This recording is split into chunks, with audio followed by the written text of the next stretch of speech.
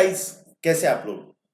हम लोगों ने हमारा 11th स्टैंडर्ड का माइक्रो इकोनॉमिक्स स्टार्ट किया था, जिसमें बहुत सारे टॉपिक हम लोगों ने अभी तक पढ़ चुके हैं। आज का जो टॉपिक है वो चैप्टर 1 का सबसे इंपॉर्टेंट टॉपिक है, जिसका नाम है पीपीसी, जिसका फुल फॉर्म है प्रोडक्शन पॉसिबिलिटी कर्व। अब ये प्रोडक्शन पॉसिबिलिटी कर्व क्या रहता, कर्व तो आप लोगों ने बहुत सारे पढ़े होंगे क्लास 10th में, अलग अलग टाइप के कर्व बनाए भी होंगे। अब इकोनॉमिक्स में कर्व की क्या जरूरत है और ये कर्व होता क्या है और प्रोडक्शन पॉसिबिलिटी मतलब क्या है, ये सारी चीजें हम लोग देखेंगे आज के क्लास में। तो चलिए आज का हमारा क्लास शुरू करते हैं। तो जैसा कि आप लोग टॉपिक देख रहे हो, टॉपिक का नाम है यहाँ पे प्रोडक्शन पॉसिबिलिटी कर्व। ठीक है, नाम से समझ में आ जाता, प्रोडक्शन करने की पॉसिबिलिटी और उसका बनाया जाएगा कर्व। ठीक है, अब इतने से कुछ समझ में नहीं आएगा, चलो थोड़ा आगे बढ़ के, जैसे कि आप लोग यहाँ पे देख रहे हो ना, ये सारी चीजें इस टाइप का कुछ कर्व बनता है प्रोडक्शन का। ठीक है, हम लोग पूरे एग्जांपल के साथ पढ़ेंगे ताकि आप लोगों का पूरा जो कंसेप्ट है वो क्लियर हो। ठीक है, देखिए सबसे पहले अब यहां पे देखिए पीपीसी का मतलब क्या होता है। देखिए यहां पे लिखा है PPC is a graphical presentation of possibility of combination of two goods. ये सबसे इंपॉर्टेंट चीज है, ये ध्यान में रखना। पीपीसी क्या है, एक ग्राफिकल प्रेजेंटेशन है किस चीज का, दो गुड्स के कॉम्बिनेशन का। अब ये दो गुड्स क्या रहेंगे, चलिए देखते हैं। ठीक है, देखिए यहां पे जैसे कि आप लोग ग्राफ देख रहे हो, अभी ये पढ़ के समझ में नहीं आएगा, इसका हम लोग एक एग्जांपल लेके चलते हैं। बट पहले पीपीसी के कुछ नाम्स है वो हम लोग समझ लेते हैं, क्योंकि कई बार पीपीसी को पीपीएफ ट्रांसफॉर्मेशन कर भी बोलते हैं, तो हम लोगों को ये पता रहना जरूरी है कि पीपीसी को क्या क्या क्या क्या बुलाया जाता है। तो देखिए जैसा कि यहां पे लिखा है production possibility curve also known as, इसको करना नंबर 1, क्या लिखा है, प्रोडक्शन पॉसिबिलिटी फ्रंटियर, जिसको पीपीएफ बोलते हैं। नंबर 2 प्रोडक्शन पॉसिबिलिटी बाउंड्री, ये हो गया आपका नंबर 2। थर्ड बोला है यहां पे ट्रांसफॉर्मेशन कर्व, नंबर 3। फोर्थ बोला है ट्रांसफॉर्मेशन फ्रंटियर, नंबर 4। और लास्ट है ट्रांसफॉर्मेशन बाउंड्री, इसको हम लोग बोलेंगे देंगे नंबर 5। तो देखिए पीपीसी को 5 अलग अलग नाम है और किसी भी नाम से पुकारा जा सकता है। पॉपुलरली पीपीसी बोलते हैं और मैक्सिमम चांस है पीपीएफ का, प्रोडक्शन पॉसिबिलिटी फ्रंटियर। बट इसके साथ बाकी के जो नाम है वो आप लोगों को ध्यान में रखना जरूरी है, क्योंकि शायद ये क्वेश्चन एमसीक्यू में आ सकता है आप लोगों को। ठीक है, ये तो हो गए उसके नाम। ठीक है, अब होता क्या है पीपीसी, ये थोड़ा सा हम लोग समझते हैं। देखिए पीपीसी समझने के लिए नहीं, क्या इसके अजम्पशन से हम लोग स्टार्ट करते हैं। जैसा कि आप लोग देख रहे हो स्क्रीन पे, देखिए पीपीसी क्या है, कॉम्बिनेशन ऑफ टू गुड्स। देखिए there are two types of goods produce, कि भैया हम लोगों को दो टाइप्स के गुड्स को प्रोड्यूस करना है, दो टाइप का। ठीक है, पीपीसी में हमेशा दो ही गुड्स रहेंगे, दो से ज्यादा अगर रहा तो पीपीसी नहीं बनेगा, ये चीज ध्यान में रखना। ठीक है, अब यहां पे बोला है the source are limited and fix. अब source are limited and fix का मतलब क्या है, तो चलो बच्चों एक एग्जांपल के तौर पे समझते हैं, जिससे आपका पीपीसी पूरा अच्छे से समझ में आ जाएगा। देखिए सबसे पहले सोर्स की अगर बात करें तो जैसा यहां पे सोर्स जो दिया है, सोर्स मतलब रिसोर्स। ठीक है, रिसोर्स की बात करें तो 3 रिसोर्स है, लैंड, लेबर एंड कैपिटल, ये 3 हमारे रिसोर्सेस है। ठीक है, अब लैंड, लेबर, कैपिटल से प्रोडक्शन कैसे करना है, सबसे पहले देखिए। ठीक है, हमारे पास लैंड है 5, लेबर है और कैपिटल है 1 लाख, मतलब हमारा जो रिसोर्स है वो है लिमिटेड। लैंड मान लो कि आप 1 एकड़ का लैंड है, कितना, 1 एकड़ का लैंड है। ठीक है, लेबर है हमारे पास 5 और कैपिटल है 1 लाख, तो लिमिटेड रिसोर्स है। अब ये लिमिटेड रिसोर्स में हम लोगों को दो चीजें बनाना है। ठीक है, अब यहां पे मैंने दो चीजें लेके चल रहे हम लोग, एक कॉटन और दूसरा विट। यहां पे ध्यान में रखना बच्चों, ये जो कॉटन है इसको बोला जाता है कैपिटल गुड्स। क्या बोला जाता है यहां पे, कैपिटल गुड्स, कॉटन को।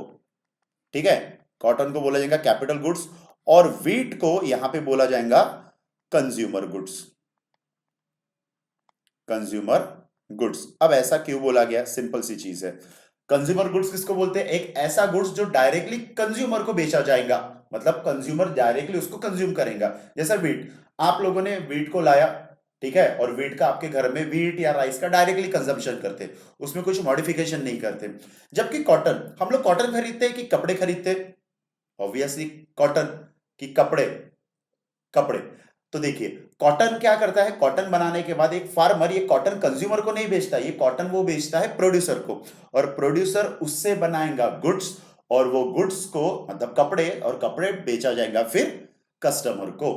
तो कैपिटल गुड्स मतलब क्या, एक ऐसा गुड्स जो प्रोड्यूसर को बेचा जाएगा, और कंज्यूमर गुड्स मतलब ऐसा गुड्स जो डायरेक्टली कंज्यूमर को बेचा जाएगा। तो हम लोगों को क्या करना है, दो गुड्स को लेके चलना है। हम लोग पीपीसी पढ़ रहे हैं, दो गुड्स, एक कैपिटल गुड्स और एक कंज्यूमर गुड्स। तो हम लोग एग्जांपल लेके चल रहे हैं कॉटन और व्हीट का।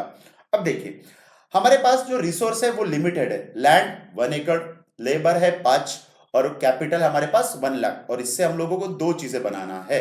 तो एक एग्जांपल लेके चलते हैं चलो लैंड का।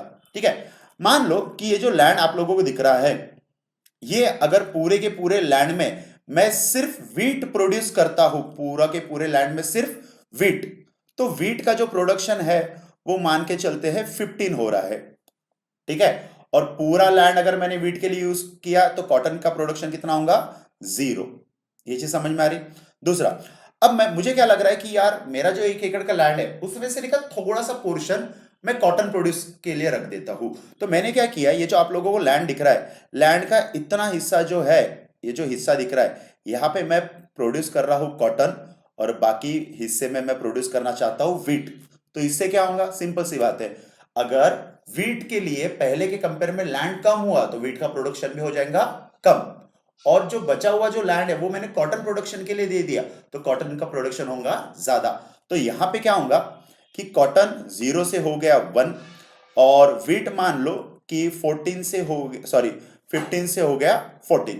ठीक है, वैसे ही अब मुझे लग रहा है कि यार कॉटन का प्रोडक्शन करने में थोड़ा ज्यादा फायदा है, तो मैं क्या कर रहा हूं, सेकंड इसमें थर्ड पॉसिबिलिटी, मैं कॉटन के लिए नहीं का थोड़ा ज्यादा जगह अलॉट कर दिया, मतलब कॉटन के लिए जगह मैंने बढ़ा दिया। तो क्या होगा, ऑब्वियसली कॉटन का प्रोडक्शन 1 से हो जाएगा 2, अगर मैंने और जगह बढ़ाया तो 3, फिर 4 और फिर 5। मतलब हुआ क्या कि जैसे जैसे मैंने कॉटन के लिए ज्यादा जगह देना चालू किया वैसे वैसे कॉटन का प्रोडक्शन तो बढ़ गया पर व्हीट का प्रोडक्शन हो जाएगा कम।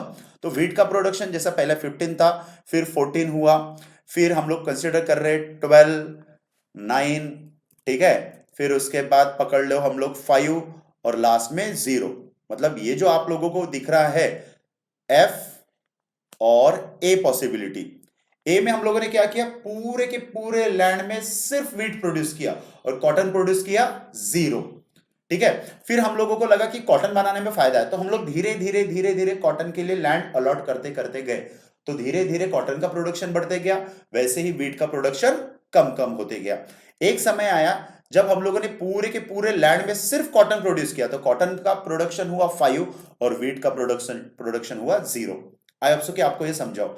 ये था हमारा लिमिटेड रिसोर्स जिसमें हम लोगों ने पहला एग्जांपल लिया यहाँ पे लैंड का। आई होप सो कि लैंड का एग्जांपल से आप लोगों को समझ में आया होगा कि फर्क क्या पड़ रहा है।